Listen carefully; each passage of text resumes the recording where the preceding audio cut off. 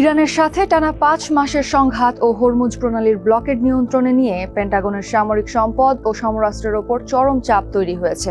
সংকট এতটাই বেড়েছে যে ইউএস ইউরোপিয়ান কমান্ডের প্রধান জেনারেল আলেক্সাস গ্রিনকেউইচ সম্প্রতি গোপনে পেন্টাগনকে লিখিত নোটিশে সতর্ক করেছেন, ধারাবাহিক ইরানি ব্যালিস্টিক ক্ষেপণাস্ত্র থেকে ইসরায়েলকে সুরক্ষা দেওয়ার মতো পর্যাপ্ত নৌবাহিনী বা ডেস্ট্রয়ার যুদ্ধজাহাজ তার কাছে নেই। নতুন ডেস্ট্রয়ার না পেলে তিনি ইসরায়েলের চেয়ে যুক্তরাষ্ট্রকে রক্ষা করাকে অগ্রাধিকার দিতে বাধ্য হবেন বলে জানান।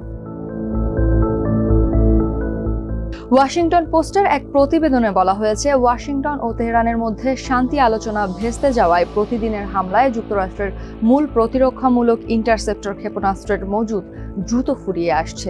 অন্যদিকে ট্রাম্প প্রশাসন কর্তৃক ইরানের বন্দর প্রতিরোধ এবং প্রজেক্ট ফ্রিডমের মাধ্যমে বাণিজ্যিক জাহাজ পাহারা দেওয়ার মিশন সামলাতে মার্কিন নৌবাহিনী চরম চাপের মুখে পড়েছে।